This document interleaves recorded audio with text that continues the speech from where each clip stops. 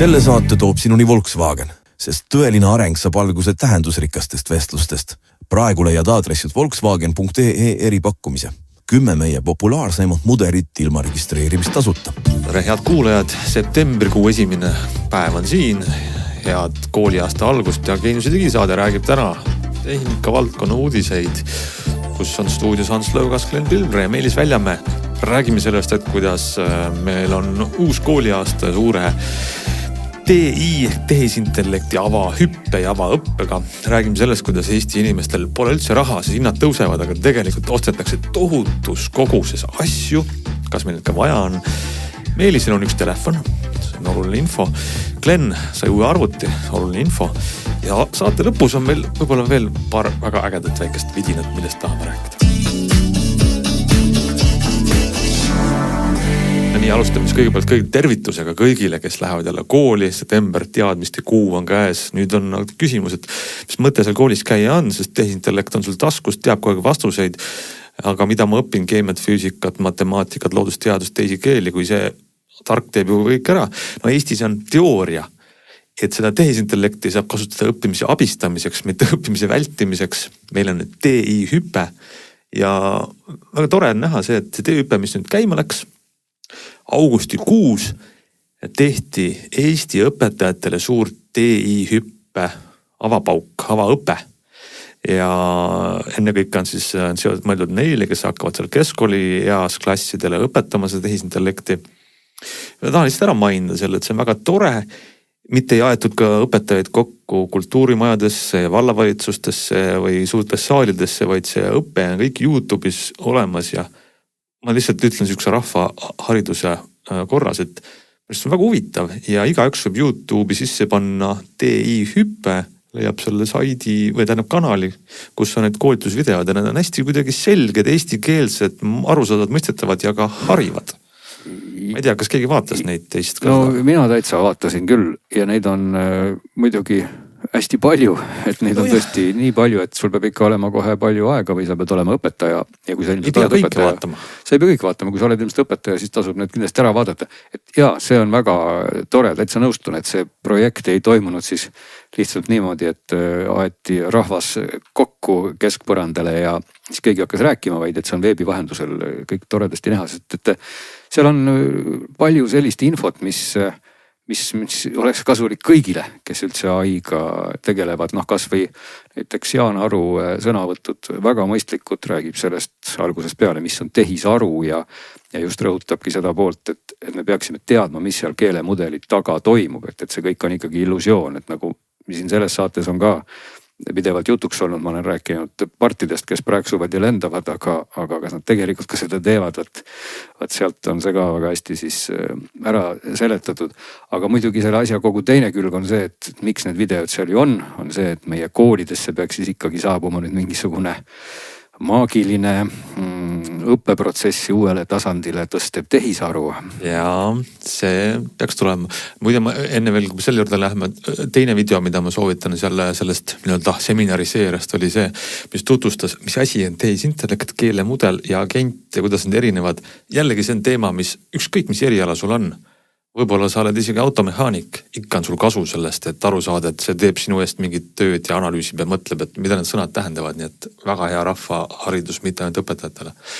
Aga see Eesti kooli TÜ programm, see nüüd lükkub edasi natuke, ma saan aru, et on probleem andmekaitsega, et kuna siis laste andmed sinna hakkavad sisenema, siis on vist mõnevõrra segane, et mis nendest andmetest seal edasi saab, nii et siis ametlikult septembrist seda ei tule, aga ikkagi ilmselt meil kõigil, võib-olla meil veel rohkem, võib-olla õpetajatel vähem on ikkagi natuke segane, et mis asi see nii-öelda siis see riigipoolne TI kõik on. Et meil on ju kõigil täna taskus ChatGPT-d ja Gemini'd ja nagu ütlevad siin mingisugused küsitlused ja uuringud, siis tehisintellekti kasutab rohkem kui 60% juba õpilastest, see on Tartu Ülikooli uuring. Ehk et äkki on lugu selline, et uks on nagu lahti, aga me planeerime, kuidas sisse murda. Sisse murda, jah. Täie hooga. No suurema hooga ikka. Ja see on väga õige ja ma näen, et lugesin, et TÜ hüpp inimesed ka juba mõtlevad sellele, et kuidagi tuleb see asi teha atraktiivseks. Tõesti, kui ma oleks õpilane praegu, mul on olemas taskus Gemini ja ChatGPT ja siis mul on Claude ja siis mul on veel mingid omaenda mudelid ja mul on 100 erinevat. Aga siis riik, õpetaja koolis ütleb, et nüüd sa võta nüüd see tehisintellekt, mis ei anna sulle vastust, vaid ütleb, et ahah, sa tahad teada mingi selle, kuidas arvutada tihedust, aine tihedust ja ruumala. Aga ma ei ütle sulle vastust, sa pead seda nuputama, meenuta, mida me õppisime eelmine aasta ja vihje on siin. No pagan, ma ei tea, ma võtaks ikkagi selle Claude'i ja küsiks, mis tihedus on, tiheduse valem ja no ühesõnaga ma tahan öelda, et see on kindlasti seal uksest sisse murdmine saab olema väljakutse. No on, et see nendest videotest ka natukene selgub, seal üritavad siis inimesed selgitada tegelikult nagu väga õigeid põhimõtteid, mis nüüd ei puuduta otseselt seda programmi kui sellist, aga lihtsalt sellist laiemat, võib-olla ka filosoofilist vaadet üldse sellele, et mis asi on õppimine, mis asi on mõtlemine ja eks me oleme ju, me kõik teame väga hästi, et see, kui sa ise mõtled midagi välja või pusid mingi asja kallal, siis see nagu liigitub asjaks, mis annab sulle oskuse, aga kui keegi teine pusib ja kui sa pealt vaatad, kuidas see keegi teine pusib, siis sul tegelikult seda oskust ei ole. Ja kogu õppimine, olgu siin nüüd tehisintellekt või siin ei ole tehisintellekti või olgu päris intellekt või inimesed või õpetajad, kõik algab ikka sellest inimesest, õpilasest või meist endist, et kui me ise mõtleme, siis me ka õpime, kui me ise ei mõtle, siis me ka ei õpi. Ja kui paralleeli võib-olla tõmmata ka kalkulaatoriga, et on nagu kuskile maali asju, mida me õpime ja teeme, aga ilmselgelt koolides võib-olla peast arvutamist mingil määral ju õpetatakse, aga fakt on see, et me võtame ikkagi kalkulaatori välja ja korrutame seal juba 2 rohkem kohalisi arve, sest me lihtsalt ei arvuta seda peast. Ja pigem võib-olla on kogu selle tehisintellektinduse juures just see aspekt oluline, et ta annaks siis meile inimestele sellise nagu platvormi, et me ise lisame sinna midagi juurde ja siis tuleb uus kvaliteet. Et see on see sama asi, et kui me võtame kalkulaatori ja arvutame numbreid ja siis ehitame selle põhjal suure pilvelõhku ja siis meie lisasime kvaliteedi nimega pilvelõhku ja kui meil poleks olnud kalkulaatorit, siis me ta kukuks kokku ja me ei oleks nii ruttu seda pilvelõhku ehitanud. Et sama asi on natuke tehisintellektiga, et kui sealt me saame sisendina infot, mille baasil me ise lisame juurde mingisuguse osa kvaliteeti. Aga nüüd jah, tõesti on küsimus, et kuidas siis nüüd ikkagi õppetöös selle tehisintellektiga õpetajat või tähendab õpilast siis sundida või meelitada mõtlema.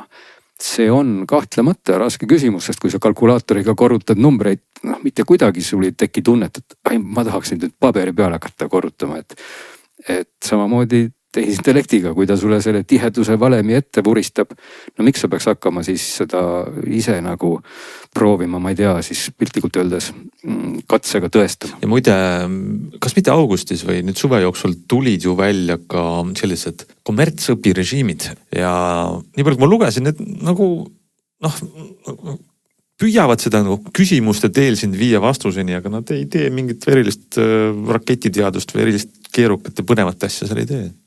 No nad on ju kõik, nad baseeruvad selles mõttes kõik sellisel samal, kuidas ma ütlen siis mudeli iseloomul, et keegi ei keela mul endal ka kujundada omale siis Geminis on need Gemid ja ChatGPT on custom GPT-d. Iseloomustada sellist kaaslast, keda ma seal tahan või õpetajat või assistenti, nii et kui ma oleks täna selline usin õpilane, siis ma võingi omale luua sellise toreda koduõpetaja, kes kunagi mulle ei vasta, vaid ainult küsib. Ja see võimalus on olemas, aga selle probleemi olemus jääb ikkagi sinna, et kui ma midagi ei tee, siis ma saan selle valemi sealt kätte. Nii et need koolides loomulikult on tore, et selline õpetaja on nüüd lisandunud õpetajate ridadesse, kes ei kõnni 2 jala peal. Ja tegelikult on see ka kodudes tore, sest tõesti, kui ma tahan õppida ja ma tahan, et mulle asju seletataks, võib-olla ma ei saa millestki aru, siis ma nagu täna tunnen küll, et kui mul on selline personaalne AI õpetaja, keda ma oskan siis kasutada ja kes mulle asju seletab sel ajal, kui päris õpetajat parajasti ei ole või kedagi muud, see on tegelikult ikkagi väga tore. Aga kokkuvõttes jah, kogu see nagu see, et me riigina jookseme niisuguse suure vaimustuskisaga nagu ringi, et see võib olla võib-olla ikka see lahtise ukse asi on siin küsida nagu omal kohal, et see kõik on meil olemas, et võib-olla piisaks ka ainult sellistest koolitustest ja inimeste kurssi viimisest, et ei juhtuks nagu seda, et õpilased on juhtumisi võib-olla hoopis targemad AI-ga suhtlemisel kui õpetajad. Kindlasti on, aga ma arvan, et sellepärast peabki seda tegema. No igatahes jõuame sügise aja jooksul kindlasti seda teemat veel käsitleda, lähme edasi ja teeme, mul on siuke mõte, hoopis uus teema ja alustame väikse eksperimendiga, et kui te Glen ja Meelis mõlemad saate teha lahti praegu saate ajal oma brauseri, trükkida sinna aadressiks demo.com ja öelda, milline on esimene, ehk siis üleval vasakul kõige esimesena näha olev toode, mida teile demo parasjagu müüb, mis toode on ja mis hinnaga. Ma ise alustada. Mina näen kohe sügisriiete reklaami. Aga muidu on mingi koolikott või mingi siuke asi on 17,97. 17 eurot koolikott. Mina ei saa demuses siseneda, ma pidin valideerima ennast. Kas ikka oled inimene või oled konkurent Amazonist äkki? No. Ma valideerisin ennast. Ja mis sulle pakutakse? Teada, et mingisugune palgapäeva ale on siin kõigepealt suurelt oranžilt kirjas. Ma saaksin osta kvaliteetse madratsi omal hotelli. Mis hinnaga?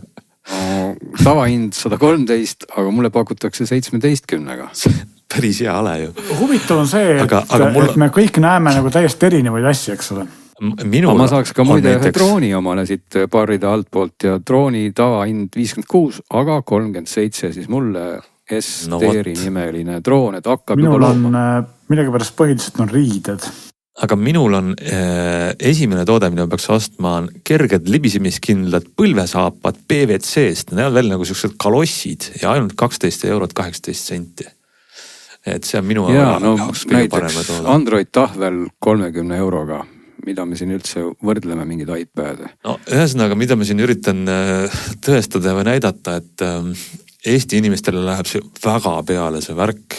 Kuidas see siis oli? Statistika tuli välja selle kohta, et umbes nädalas, mitte kuus või aastas või kvartalis, nädalas lennutab demo Eestisse 100 tonni.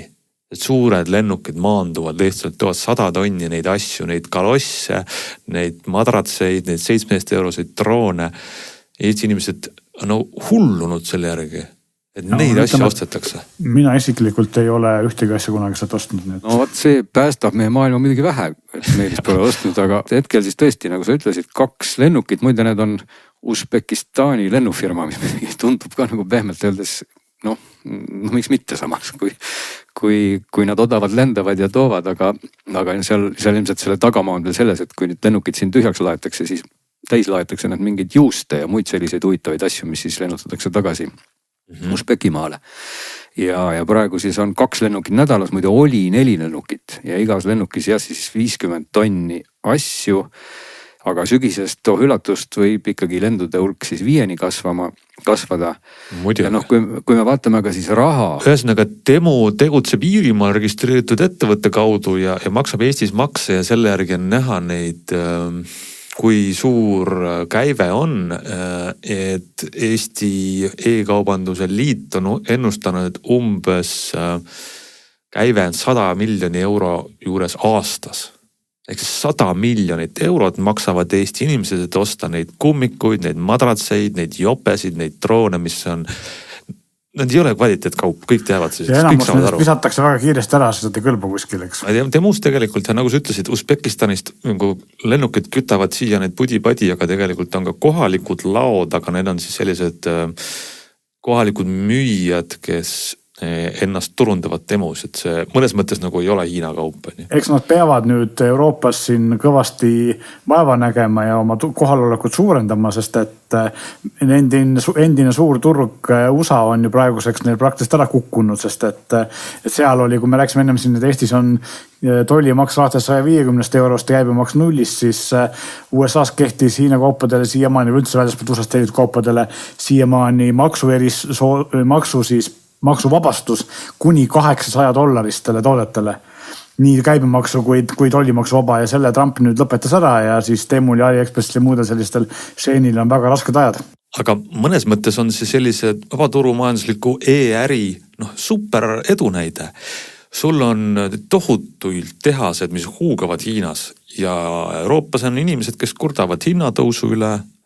palgad ei kasva nii kiiresti kui hinnad, kallid Euroopa kaubad on siuksed luksus, tundub, jaksa osta ja siis näed, on selline lehekülg 17 € eest saad drooni ja kummikud ja lennuk toob selle kohe koju ka, et ei pea ootama seda tankerit, mis ümber Aafrika või läbi selle väina toob sulle selle asja. Kas see ei ole edulugu?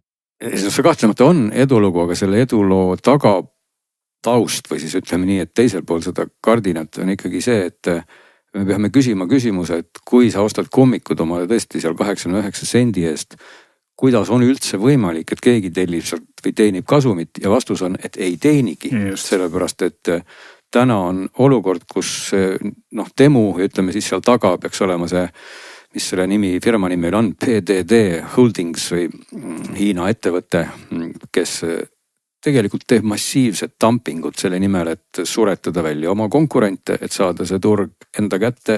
Ja kui vaadata ka ajalugu natukene, siis Temu on ju väga, väga noor nähtus, et põhimõtteliselt alles siin paar aastat tagasi ju Euroopasse hakkas jõudma ja nüüd me juba räägime sadadest miljonitest käibe mõttes.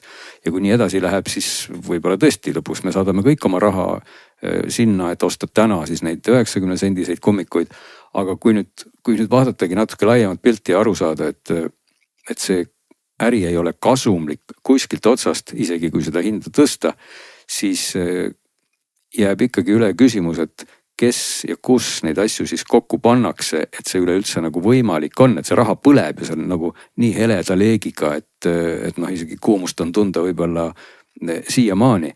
Ja tegelikult paljude nende asjade juures ongi mööda mindud kõikidest aspektidest, mis võib-olla meie maailma ja inimeste heaolu mõttes on olulised. Ehk et olgu see siis elutingimused, töötingimused, keskkond, materjalid ja nii edasi ja nii edasi. Ehk et kui sa ostad selle 1 eurose asja, siis piltlikult öeldes sa ikkagi tõmbad jälle saega paar kriipsu sellele samale oksale, mille peal sa ise istud. No vot, aga selline see tarbimisühiskond on, et huvi pärast ma vaatasin Temus, et vahelduseks nendele 89 sendistele asjadele, mis on kõige kallimad asjad. Ja tegelikult otsisin näiteks mööbli kategoorias, kus on 1000 eurode hinnaga tooted, millel kõigil on kirjas silt kohalik. Ja ma saan aru, et hiljuti vist andis ka Temu esindaja, ma ei tea, kes see on, kas see on siis tõesti keegi, kes pressi esindaja Hiinast see tegi mul ka nagu muige suule, kui me lugesime Temu pressi esindajast, siis mul tekkis küsimus, et äkki me peaks ta saatesse kutsuma. Ma tsiteerin teda, eeldame, no ütlen, ta ei tea, aga eeldame, et kohalikest ladudest ja kohalikelt müüjatelt tarnitud kaup võib moodustada kuni 80% meie äritegevusest Euroopas. Võib-olla see on siis selline viis, mida inglise keeles öeldakse nagu go to market, ehk siis sa nende 80 sendiste asjadega paned inimesed sõltuvusse, et Temu on koht, kus sa eluks kõik ostad ja siis sa hakkad vaatama, et pagan, ma saan siit endale mingi välimööbli ka 300 euroga, mis on, ma ei tea, 18 tooli ja mingi liumägi on ju. Et sealt hakkab tulema siis ka nii-öelda sellist kohalikku kraami. Ja eks siin teine pool selles asjas võib ka nagu tarbija poolt vaadata, et kes võib-olla esimene küsimus, mida küsida ongi see, et aga kui ma lähen täna Eestis Pudi-Padi poodi, siis on seal seesama Temu kaup, eks ole, riiulis, maksab 10 korda rohkem. Kindlasti. Et miks ma ei või tellida otseselt Temust, et võib-olla vastus selle koha peal ongi, et sellisel juhul seda Eesti Pudi-Padi poodi ju polekski, kui sa kõiki asju telliks Temust ja võib-olla see, kui sa tahad nüüd minna sinna poodi neid sokke käega katsuma, siis see maksabki raha. Kas sa arvad, mulle tundub need Eesti Pudi-Padi poed, mis müüvad Temu kaupa 10-kordse juurdehindlusega, vaat see ärimudel, selles ma kahtlen kõige enam.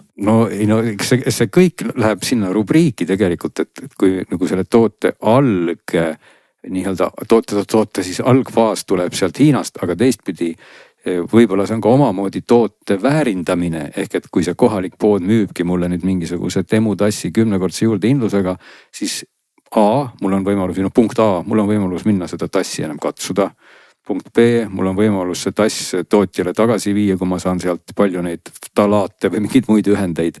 Võib-olla ongi see kontrollitud selle tootja poolt nii üle, et neid ühendeid siis seal ei ole. Ehk ma tahan nagu selle jutuga öelda seda, et tegelikult see lüliahelas peakski lisama selle väärtuse, miks ma seda raha nüüd maksan, aga teistpidi ma tahtsin võib-olla korraks ka mainida võib-olla ära seda aspekti, et kuidas sellest hullusest üldse pääseda ennem kui maakera plahvatab võib-olla see ei olegi võimalik, aga võib-olla see ongi koht, nagu siin Meelis mainis ka Ameerika näitel või et riigid võikski tõhustada või teha ebamugavaks siis selle kauba sisse toomise riiki. Loomulikult seda ei saa ära keelata, me ei saa kuidagi ära keelata, et see demu sodi kohale ei jõuaks. Aga kui igat sokibaari peaks deklareerima, kui see kõik on tülikas ja tüütu ja see muutub ka tellija vaatest tüütuks ja see muutub ka saatja vaatest tüütuks, siis ka vaba nii-öelda turumajandus sellistes natukene suunatud oludes leiab teisi lahendusi. Ehk et mul on nagu tunne, et Eesti riigina ei peaks ütlema, et paneme aga lennukeid juurde ja paneme rongi ja laevu juurde ja võtame veel kullereid tööle ja demu tuleb täie hooga. Vastupidi, peaks ütlema, et ei, me deklareerime igat kaupa, vaatame selle röntgenitega üle, mõõdame üle, kas need ftalaadid on seal sees. Ja kui see kõik on nii palju ebamugav, siis lõpuks võib-olla inimesed ei taha enam demust tellida, sest... Ja võt siin on nagu see probleem, et Euroopa Liit tegelikult siin nagu riikide üleselt üritab ikkagi seal natukene kvaikaid kodaratesse panna ja kontrollida ka seal natukene kvaliteeti ja muid asju, aga siin on ilmselt see probleem, et kui hakatakse palju piirama, siis inimesed on kurjad ja järgmine valimistsükkel enam seda parteid ei vali, kes nende demo ära keelavad, eks ole, samamoodi nagu TikToki keelamisega on. Jah, aga see peaks nagu olema kuidagi käsikäes, et inimene võiks nagu ise saada aru, et ta saeb oksa. Selle peale loota ei maksa. Selle peale ilmselt loota ei maksa, aga no võib-olla see, et me siin räägime ja keegi veel räägib ja saab aru, et tegelikult... Ja eks see ongi meie kui nii-öelda ajakirjanduse ülesanne võib-olla veits.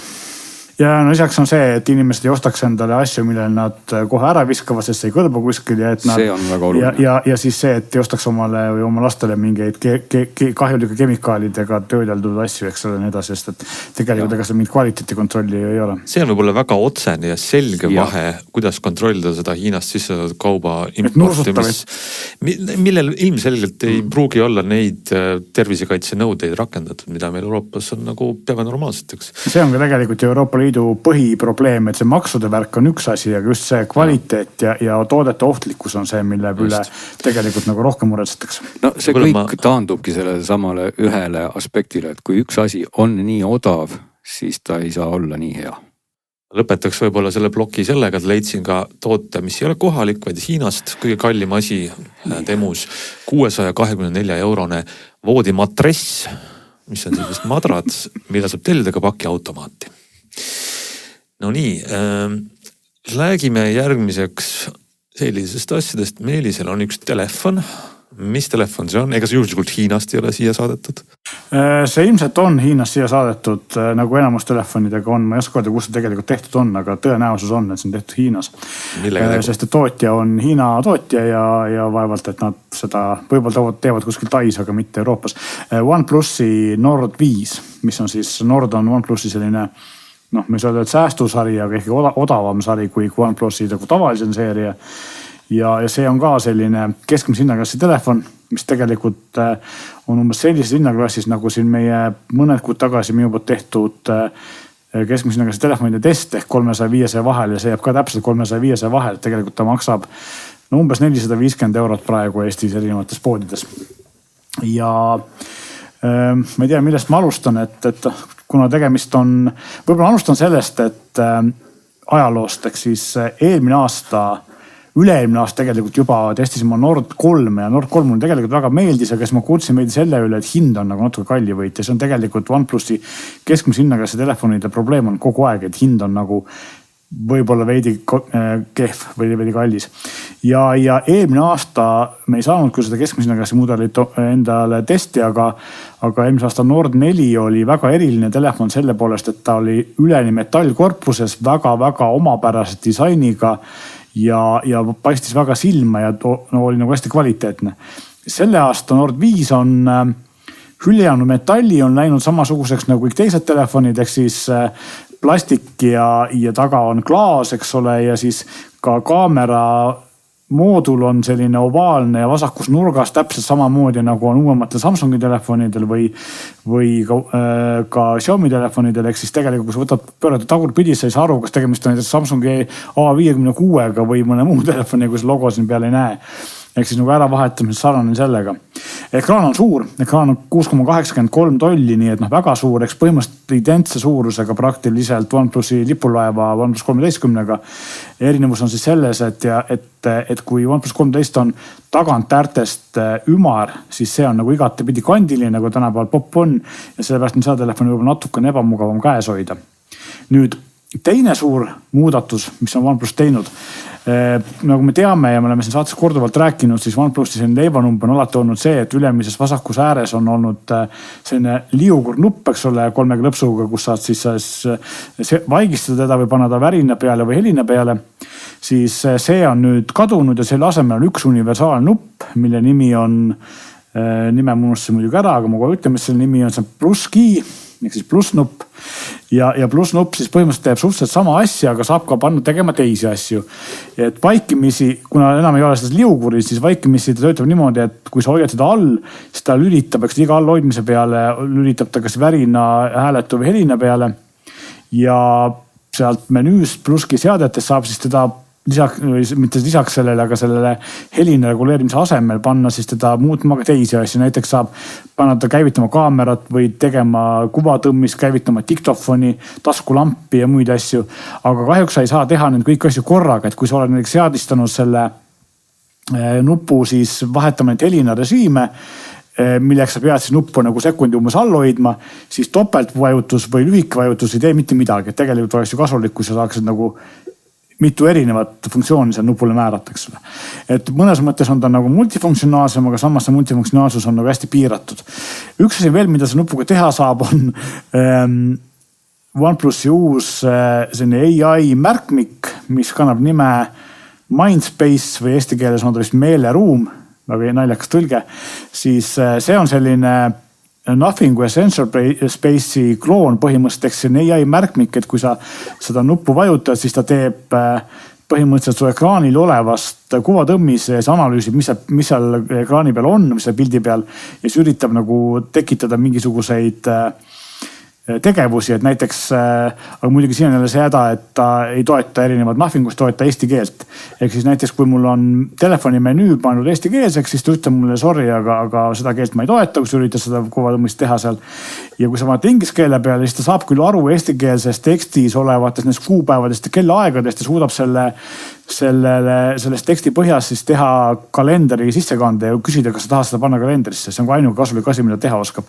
Ja kui sa teed nüüd eestikeelsest tekstist ingliskeelse menüüga kuvatõmmis, siis ta teeb ka sellest kuvatõmmisest sellise kokkuvõtte, aga ta teeb selle ingliskeelsena.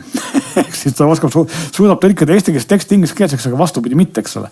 Ja siis muidugi alati ka Nothingu puhul on mind alati pannud imestama see, et milleks mul sellist asja vaja on, sest et kui mul tehakse ekraani peal olevast tekstist kokkuvõtte, siis tegelikult ju see kokkuvõte on sama pikk kui see ekraani peal olev tekst ise, et miks ma siis nagu ekraani peal seda teksti juba ei loe, et ta ei tee nagu kogu artiklis sellest osas, mis ekraanile ei mahu, seda ta ei oska nagu näha, eks ole.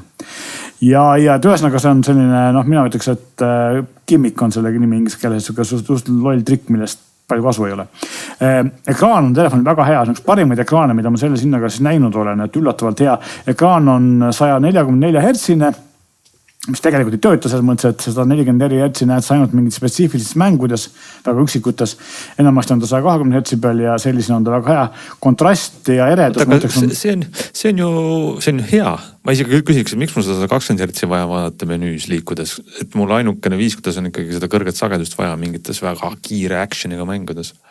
Mina ütleks, et kui sa paned kõrvale kõrvuti 60 hertsis ekraani ja 120 hertsis ekraani, siis kui sa korra saad 120 näinud, siis Chrome'is näiteks sa kunagi ei taha 60 tagasi saada. Minu enda kogemuses küll.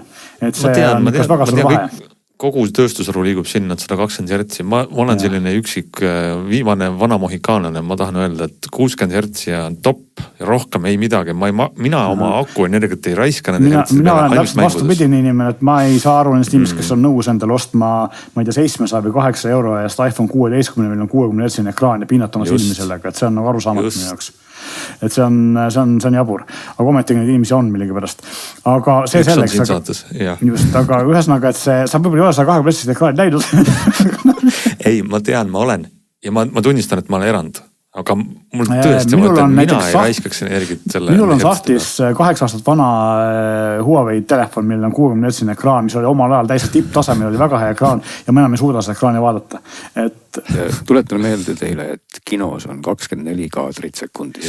Ja, no see on omaette teema, mulle ka ei meeldi see, et ma ei saa ka endast filmifännidest aru, kes räägivad, et seebioopperi efekt on nõme. Aga see selleks, et räägin telefonist edasi. Ei, muide, ma paitan korraks veel vastu, see ei ole üldse seebioopperi efekt, vastupidi, 120 Hz on muide seebioopperi efekt. Ma räägingi seda, et ma ei saa nendest inimestest aru, kes räägivad neid filmifännid, et 24 Hz on õige asi ja 120 on seebioopperi efekt, et ja neile ei meeldi see. Aga see selleks. Okei. Oluline vahepala, aga lähme tagasi. Ma lihtsalt, kuna ma ei saanud sellest teemast enam välja, siis ma ütlen Glenni selle väite vahel seda, et see 24 Hz on tulnud ajast, mis meil olid filmikaamerad, meil olid tehniliselt, lihtsalt me ei saanud kiiremini teha. Ja kui me oleme harjunud vaatama mingit asja, mis on halb, ja meil on olemas parem tehnoloogia, miks me peaksime seda nagu edaspidi vaatama halvana. See samamoodi me võime võtta ka tänapäeval obusega ja vaadata mustvalget telekat, sest et see päriselt on nii kunagi olnud. Isand peaks olema ka 60 Hz ja selle ei, ma arvan, et võiks olla 480, aga see selleks. Okei. Ühesõnaga. Ma ütleks siis ühe aspekti veel siia, et tegelikult see ongi see, miks see sai vastuseks või miks seda nimetati seebioopperi efektiks, oligi see, et kõik need odavamad kaamerad ja videokaamerad, need filmisid kiirema frame rate'iga. Ja palju halvemad kaamerad olid ja sellepärast olidki siis, tekkis sellise sujuval liikumisel seebioopperi efekt. Ja ma isegi mäletan omal ajal aastaid, et mitte aastakümneid tagasi, oli Philips see, kes hakkas juba tooma kineskoopidesse ka neid tarkvaralisi sageduste suurendamisi ja siis sõbrad-tuttavad ütlesid, et ma ostsin omal mingi uuendusliku Philipsi kineskoop teleka ja nii halb. Ütlesid, et kui nad seda vaatama tulid, siis muutusid kõik asjad siukseks õnne 13-ks, et oli see mingi suur Hollywoodi film või mis iganes, et nii et mina olin ainus inimene maailmas, kellele see Philipsi pildiparandus meeldis, nii et see oli sujuv, ma ei vaidle. Nii, me läksime nüüd teemast väga olulise kõrvalpäätini. Aga jaa, et ekraanist rääkisin, ekraan on väga hea, et millest ei rääkinud on kaamera. Kaameratega on nüüd veidi selline kahetine värk, et põhikaamera on väga hea, et see on Sony LYT700 pildiandur, mis on tegelikult tihti kasutuses kallimatel kaameratel. Üks jagatud 1.5.6-ga, ehk siis selline päris suure avaga sensor on siin sees. Ta teeb, mina ütleks, et teeb paremat pilti või vähemalt sama head pilti, kui meil hiljuti tehtist läbi käinud 8-eurone Nothing Phone 3. Põhikaameraga siis ja see pilt on tõesti, see mulle meeldib. Võib-olla võib veidi võrrelda seda ka Samsung Galaxy Flip 7-ga pildikvaliteedi poolest. Mitte küll nii hea kui ma ei tea, Galaxy Ultra või OnePlusi enda 613, et siis nagu nende tipptelefonidega ta muidugi võrreldav ei ole. Teine kaamera on siis tüüpiline 8 megapikseline väga väikse sensoriga ülilainurk ja see on suhteliselt halb. Mitte halvem kui teistel sarnastel telefonidel, aga arvestades hinda, et ta maksab ikkagi üle 400 euro, siis alla 300 euro maksvatel telefonidel on see kaamera okei, aga mitte võib-olla selle raha eest, et näiteks sama raha eest pikseli ülilainurk on märgatavalt parem, eks ole. Üllatus on aga selfie kaamera, et selfie kaamera on 50 megapikseline autofookusega Samsungi sensor, mis tavaliselt on tagapool, mitte eespool. Ja selfie kaamera on, ma ütleks selle raha eest või selles hinnaklassis paremat selfie kaamerat mina näinud ei ole. Võib-olla nüüd, kui sa tahad väga selfie'st teha, siis võib-olla seda tasub nagu silmas pidada. Et selles mõttes on võib-olla üks selline eriline omadus. Muidu on nagu täiesti okei telefon, vaikimisi odavamal versioonil on 8 giga RAM-i ja 256 giga sisemälu ja kallimal on siis 12 ja 512. Tarkvara on nagu ikka, Mindspace ma rääkisin, muidu on täpselt identne OnePlusi kallimate mudelitega. Mulle see tarkvara meeldib, mitte päris nii palju kui Pixel või Samsungil, aga kindlasti parem kui Xiaomil. Eestikeelne tõlge on korralik, kõik on väga kiire, väga mõistlik. Et muidu iseenesest telefon ei ole viga midagi, aga ta on lihtsalt, üks asi, oluline asi, millest ei rääkimata, aku ja laadimine, mis on samuti, kui me ennem rääkisime, siis need korpus on läinud eelmise aasta mudeliga võrreldes sammu tagasi. See aku on läinud ka sammu tagasi ja siin on meil eriti kurb aspekt selle aku juures. Nimelt, kui eelmise aasta Nord 4-l oli 5500 milliamprine aku ja 100-wattine laadimine, siis selle aasta uuel mudelil Nord 5-l on 5200 milliamprine aku ja 80-wattine laadimine, ehk siis väiksemad. ja eriti kurb on selle kõige juures see, et sama mudeli Aasia versioon, mida müüakse Indias ja Indoneesias, Eestis riikides, on 66,800 milliampine aku, nii et üks põhimõtteliselt kolmandik või 40% suurem. Ja euroopalised saavad jälle nagu väga palju kehvema lahenduse. Ehk siis, kui tal oleks sama suur aku ja selle raha eest, siis see oleks võib-olla asi, mis õigustaks seda hinda, aga kuna aku on kehv, siis, või mitte kehv, on korralik aku ja aku kestab ka, aga tõesti ei ole parem, kui on 300 eurost telefonid, eks ole. Et ehk siis korpus on hea, tarkvara on hea, põhikaamera on korralik, lainurk ei ole ja aku on okei, aga mitte imeline. Ja probleemiks on see, et ma arvan, et see telefon peaks maksma 100 eurot vähem, kui ta praegu maksab. Et 450 euro eest ma võib-olla, kui ma just väga suurt ekraani ei taha, võtaks Pixel 9AN, eks ole. Ja see telefon võib-olla pigem võiks võistelda seal Samsungi A56-ga või Nothing Phone 3A-ga või siis mõne Poco või Xiaomi'ga seal 300-350 euro sinna klassis, eks ole. Et ta on natuke liiga kallis. Hea telefon, aga selle mulje rikub ära see, et indialased saavad parema aku ja ta maksab lihtsalt liiga palju. No ilmselt see hind ju langeb, ma just tahtsin öelda, et selles hinnaklassis on see konkurents väga tihe. Jah, aga vaata hinnalangusega on see, et ma vaatasin ka hindu, et tegelikult eelmise aasta mudeli hind ei ole väga palju langenud. Aasta hiljem maksab ta 399. Nii et OnePlusi hinnad, eriti hinnaklassis tavaliselt väga palju ei lange. Kui ta langeks sama kiiresti kui Samsungi telefonide hinnad või Xiaomi telefonide hinnad, siis jah, ma olen nõus.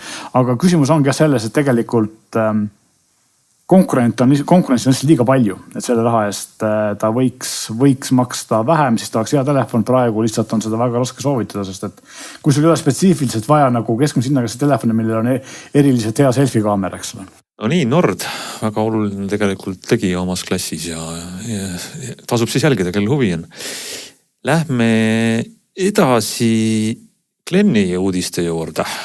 Kas me räägime kõigepealt arvutust või sellest teisest asjast? No mõlemad on kahtlemata maailma mastaabis väga olulised uudised. Ilmselt see, võib-olla see teine asi isegi võib-olla huvitab võib-olla laiemat kuulajaskonda, aga no mine sa tea, eks nad mõlemad on natuke sellised kogemusrubriigid. Räägime siis kõigepealt võib-olla teisest asjast, sest see teine on nagu selline ikkagi uudistoode, veidi eriline. Ja sõidab 4 rattal ringi elektriga, ehk sa proovisid üht järjekordset elektriautot. Jaa, sedapuhku oli selleks autoks Mini, mis, kuidas ma siis nüüd ütlen, et Mini on ju natuke trendi auto ja ei ole võib-olla päris, ei konkureeri nagu selliste odav väikeautodega, vaid pigem vastupidi, ta on nagu väike kallis auto. Alustame võib-olla sellest, Glenn, et ma ütlen sulle, mida mina olen näinud välismaistes ülevaadetes selle auto kohta ja siis sa saad mulle öelda, miks nad kõik eksivad ja miks see on maailma parim asi. Et ma olen vaadanud siin mõnda YouTube'i videot ja siis enamus neist ütlevad seda, et see on küll klassikaline Mini ja selles on kõik olemas need Mini nii-öelda eriliseks tegevad omadused, aga see eksisteerib maailmas, kus on olemas nii Renault 5, Škoda Elroq kui Kia EV3 ja kõik need 3 autot on tegelikult paremad, et Minil on mitme omaduse poolest kehvem, tal on vähem mahutavus kui nendel EV3-l ja Elroqil, tal on kehvem range ja ta on ka kallim. Ehk siis selles maailmas ta nagu doesn't make sense linna ja omaduse suhte kõik poolest. Kõik miinused tõid praegu. Et kas nad kõik eksivad? Ei, nad ei eksi. Sulle ta väga meeldis, eks ole? Vaata, see on natuke see sama aspekt, et me peame nagu vaatama laiemat pilti. Üks on emotsioon ja teine on praktilisuse. No jah, et kui sa nagu hakkad võrdlema näiteks Lamborghinit ja Ferrarit selle nimel, et palju mahub sinna lastetoole, jõulukuuski ja kuidas ta maastikul hakkama saab, siis ilmselgelt on väga halb auto. Miniga on natuke sama lugu, et mina proovisin sõita, siis koha peal oli võimalik või on võimalik sõita Acemaniga, mitte siis päris Cooperiga. Cooper on teadupärast see kõige, see nii-öelda klassikaline. Ma pidasingi silmas ikkagi Aceman, jah. Jah, Aceman on natuke suurem. Et ega neil nagu selle sõidu drivetrain, jõuülekanne või selle osas on vist vahed üsna marginaalsed ja akud ja kõik see pool on ka lihtsalt sama, aga Aceman on siis mõnevõrra suurem, niisugune džiibilikum. Ma ütleks, et see klassikaline Cooper on iseenesest niisugune nunnum auto ja veel mõnevõrra väiksem, aga no miks mulle see Aceman siis meeldis, ma ei olnud muide sõitnud ennem ühegi minigani, selles mõttes ma ei ole võib-olla hea minitestija. Et ei ole mitte sattunud mulle ühtegi ette ka bensiinimootoriga, mis mulle muide peale seda saadet nüüd kohe ette satub, aga veel täna mitte. Sest et siis oleks olnud see võrdlusmoment võib-olla objektiivsem natuke, et hetkel mul võrdlusmoment võib-olla oligi nende teiste pisikeste autodega ja eelkõige just Renault 5-ga. Ja selles mõttes ma pean muidugi nende kritiseerijatega nõustuma, et tõepoolest, kui sa vaatad selle Acemani hinda täna, see konkreetne versioon, millega mina sõitsin, Aceman SE, neid on tegelikult 3 varianti, nii nagu siis Cooperate on ka Aceman 3 varianti, ESE ja siis on see John Cooper Works ehk nagu JCV. Ja kõik nad siis erinevad nagu kergelt varustuse ja sellise lisade ja muude asjade poolest ja seal kõige pisematel Cooperitel, Acemanidel on ka väiksem aku, et neil on 37 kilovatt-tunnine, kui siis SE-l ja JCV-l mõlemal on siis 50 kilovatt-tunnine aku, me räägime siis netomahust. Ja ma pean nagu ütlema, et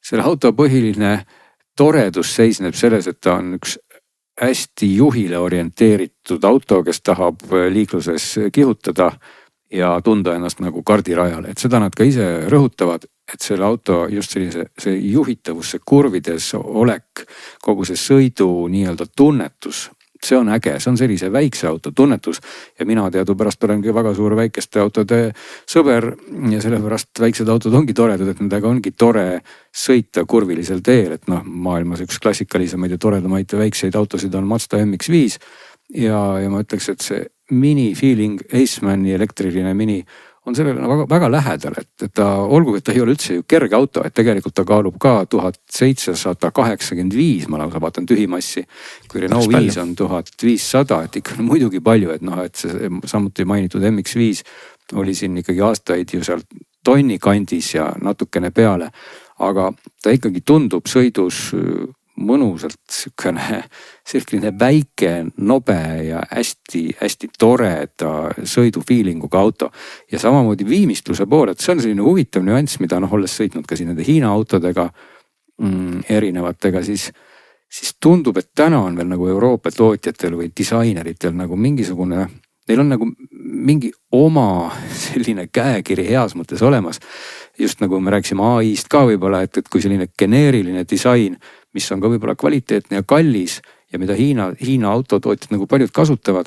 Just mul oli võrdlusena seesama BYD on ka nagu tore, aga ta jätab natuke siukse mulje, et ta on siuke, kuidas ma ütlen, selline väljend inglise keeles nagu meh või et sa nagu saad aru, et on pandud kokku mingisugused asjad, mis justkui on nagu ägedad, seal ka võib-olla mingid imitatsioonid ja nahad ja kasutajaliidese fondid ja ekraanid aga see ei moodusta nagu sellist ühte nagu tervikut, et kui sa istud kui BMW-sse, siis sa saad aru, et et see rooli õmblus ja see istmekatt ja mingi serv ja need kõik on nagu natuke tulnud ühest sulest nii-öelda ja mini puhul on ka see sama disaini puhul nagu hästi tugevalt õnnestunud, nagu oli ka Renault 5 puhul.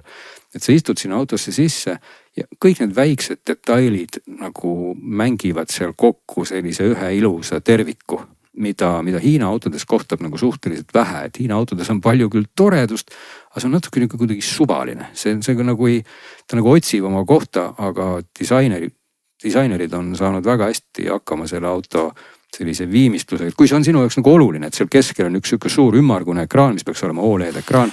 Ma just mõtlesin, et ma küsin su käest, et kuidas sulle see ekraan meeldib, see on väga eriline, eks ole, et paljudele meeldib, paljudele meeldib üldse. Et see on 2 varianti, see oli nagu keskmist varianti, kas see on nagu, kas sulle armastad või vihkad seda ekraani? Ei, ma ei ausalt, minul nagu väga sügavaid tundeid tekkinud, et see ekraani suurim miinus on täna see, et ta ei mahuta hästi ära Android Auto liidest sinna, et kui sa kasutad ilmselt ka Apple CarPlay'd või siis ka Android Autot, siis see hõivab seal keskel 4-nurkse osa ja kuna ekraan on ümmargune, siis see 4-nurkne osa seal keskel jääb üsna tillukeseks.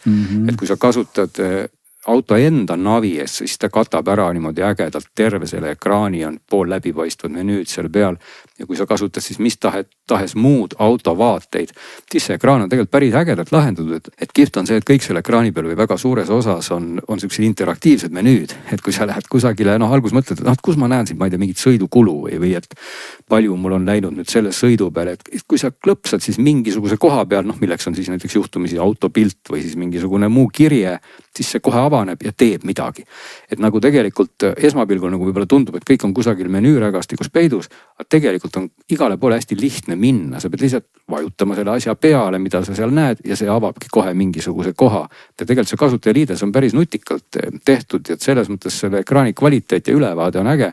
Küll aga auto keeldus oma aku protsenti kogu aeg näitamast, et see oli küll nagu kummaline, et laadimisel seda nagu nägi, aga noh, kui sa oled kuidagi tahad näha protsentuaalselt, mitte siis mingi tulba või muu graafilise kujundina parajasti sul, kuidas akuga lood on, siis seda ta nagu ei näita, aga noh, nagu öeldud, aku ei ole seal väga suur, elektrit ei võta ta muide väga palju, eks ta sihuke 15 kilovatt-tundi umbes 100-le võttis keskelt läbi, nii et noh, selline 300 kilomeetri auto nagu noh, keskmisena heas mõttes võib-olla talvel vähem, et tal on ka sihuke äge indikaator, mis näitab prognoositavat vahemaad sellise pessimistliku ja optimistliku skaala lõikes, et kuskil seal keskel on siis see praegune prognoos ja kui sa nüüd hakkad kogu aeg siis pedaal põhjas ringi liikuma, siis ta näitab kaugele sa jõuaks ja kui sa hakkad siis ainult mäest alla sõitma, siis on seal teises otsas hästi positiivne prognoos.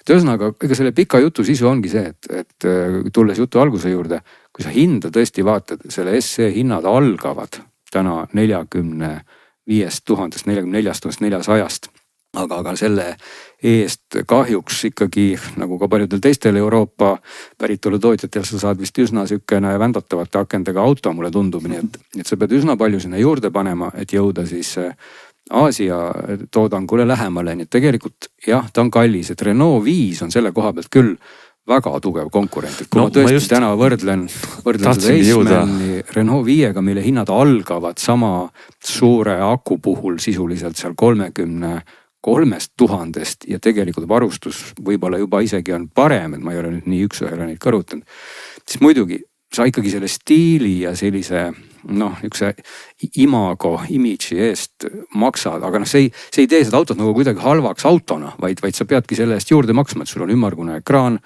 ja ta on siis mini, aga tõepoolest, kui ma täna tahaks sellist mõnusat Euroopast tulnud tervikut, siis jah, Renault 5 oleks ilmselt eelistatum valik. Renault 5 ei ole küll nii krapsakas, et kui ma vaatan neid numbreid, siis noh, Renault 5 näiteks 100 kiirendus on meil siin 8, Eisman SE-l on sekund vähem, et 7,1. noh, sõidust ta tundus väga krapsakas, et rooli ta kisub niimoodi käes rohkem, noh esiveoline.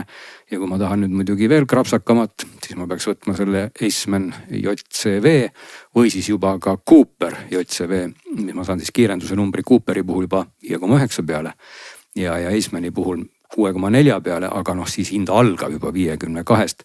Nii et siin me jõuame tegelikult selle autoni, mida Eestis võib-olla või mida Eestis ei müüdagi, on siis Renault 5 selline tuuningu versioon on see Alpine A290, ilmselt mille hinnad ka kruvivad sinna 50 kanti ja mille siis suutlikkus jääb ka sinna 6,5 sekundi kanti. Nii et jah, sa maksad ikkagi premiumi umbes seal võib-olla 10 000 eurot siia-sinna, kui parajasti mingit suurt soodukat ei ole.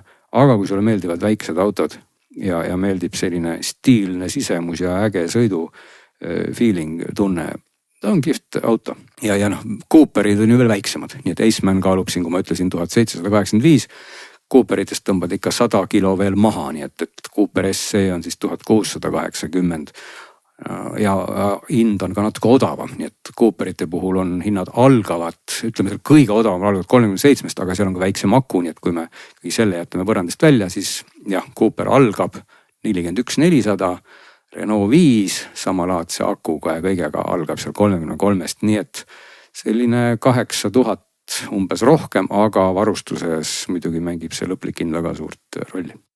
No sa äratsid huvi kindlasti selles mõttes, et see Renault 5 on sellistest väikeste ägedate elektrikate vallas selle aasta nii-öelda tegija. Mini, noh tundub, et siis Mini ikkagi tuleb nagu ka järgi või läheb eest ära, oleneb kuidas subjektiivselt meeldib. Aga arusaadavalt see hind lihtsalt lükkab ta nii palju teise liigasse, et ma saan aru nendest võrdlustest või konkurentidest, kes tal on ja siis ka arvustajatest, kes ka seda hinda alati vaatavad, et see paneb kohe suure paugu üldse mitte heas mõttes Mini kahjuks, et kui see hind oleks odavam, siis kahtlemata ta konkureeriks palju-palju paremini noh, nende autodega, mida siis täna kipub sinna võrdluses minema. Selge pilt. Võib-olla me jätame teise uudise Glenilt järgmiseks nädalaks, kui on see kogemus veel saanud nädalakese veel täiendavaks settida, sest see on huvitav. Mida võib-olla tänases saates, ma tahan veel uudisterubriigi lõpetada 2 pealkirjaga, mis on mõlemad oluliselt teada, et võib-olla ei hakka pikemalt käsitleda, aga mul jäi need silma ja mõtlen, et meie saate kuulajatele ju väga oluline teada. Esiteks me oleme rääkinud sellisest asjast nagu digitaalne raadio, DAB. 1. septembrist tänasest läheb see Eestis käima siis nii-öelda tavarežiimis, see on siia olnud testimisel ja DAB 1. septembrist pakub 23 Eestis raadiokanalit, mille seas on ka siis Rahvusringhäälingu kanalit, saab Vikerraadiot kuulata üle Eesti, Raadio Tallinna, mis levib nüüd ka väljaspool, siis Tallinna igal pool. Et kellel on auto DAB-ga, vaatasin, et Eestis on 120 000 terminali, ütlevad siis need inimesed, kes selle DAB-ga tegelevad Eestis. Need on autod kõik. Ja siis ma mõtlesin, et mingi 97% ilmselt on vist autod kindlasti, jah. Just. No eks seal on üks küsimus, et palju kodudes üldse raadioid mängib, et enamus neist võib-olla ongi sellised nii-öelda siis heas mõttes krapid, mis kusagil on, et vaevalt keegi kodustes oludes sellist hi-fi raadiot väga kuulab, mine sa tea. Mine ta tea. Ja võib-olla teine uudis, mille ma ära mainin, lihtsalt olulisena, et kõik teaksite, kõik kuulajad, see on siis uudis selle kohta, et Garmin tegi aktiivsusmonitori hobustele. See on väga oluline uudis.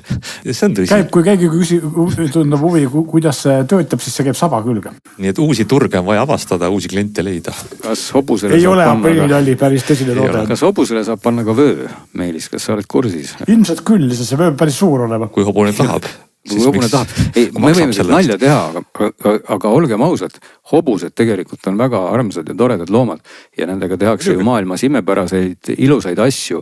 Ja minu arvates see, et kui ma nüüd oleks ikkagi hüppakski hobustega üle koristike ja mägede, siis ma tahaks loomulikult teada, kuidas mu hobusel parajasti läheb. Ja professionaalseks kasutamiseks või rasutamiseks mõned hobused on ka väga kallid ja nendest hoolitsetakse väga hoolega, nii et see võib-olla ongi mõistlik toode. Aga kui paljud hüppavad üle kuristiku või teevad mingit väga eksklusiivset? Ikka sa käid hommikul tööl ja töölt koju.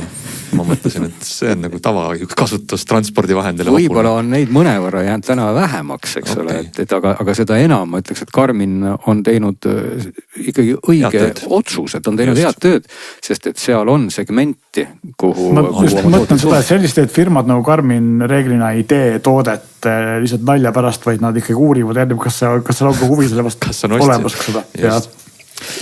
Vot selline info 1. septembri Geeniuse digisaates.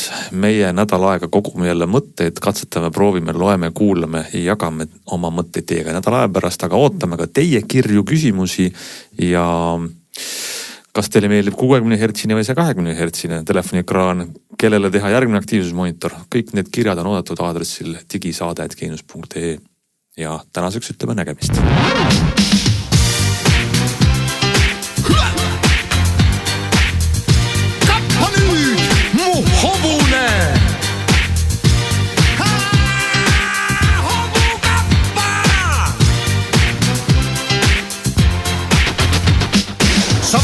Kuidas tolmab tee, kui kappab minu hobune. Ta kasvult päris tilluke, kuid kappab nagu segane. Ei saa normaalne olla see, aga ta on, sest ta on minu hobune. Mu hobu loomult pöörane ja ta on armas minule. Mu hobu karv on sinine ja nina tumekollane. Kui näeb, et kuskil jookseb tee, siis kohe kappab pöörane. Kappa saa edasi.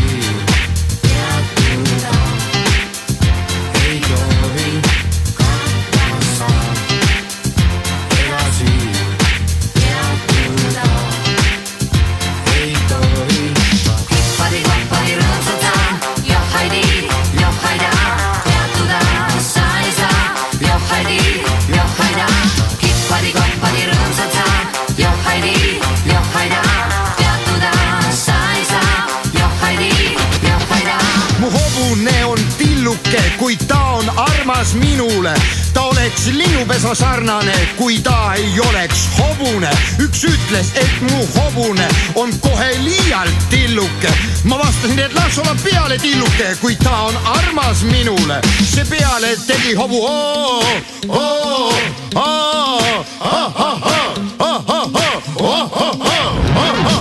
kui hobune oli kõik selle ära teinud, siis ütlesin oma sõbrale, sa vaata parem, kuidas tolmab teed, kui kappab minu hobune.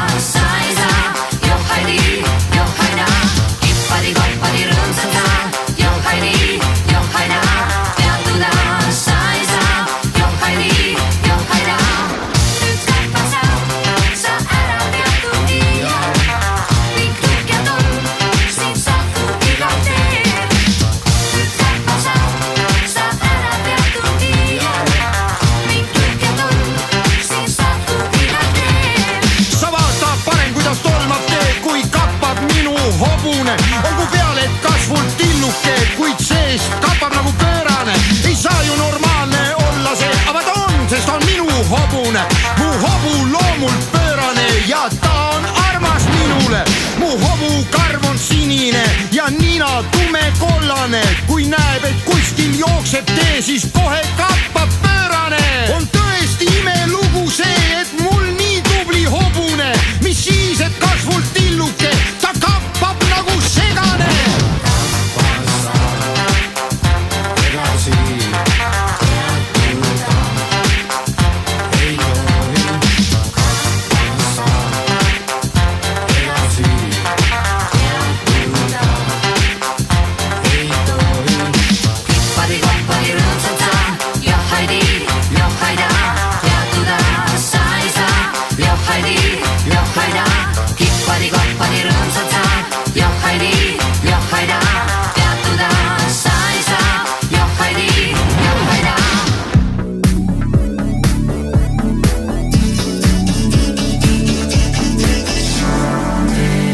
Saadet toetab Volkswagen, luues elukestvaid suhteid.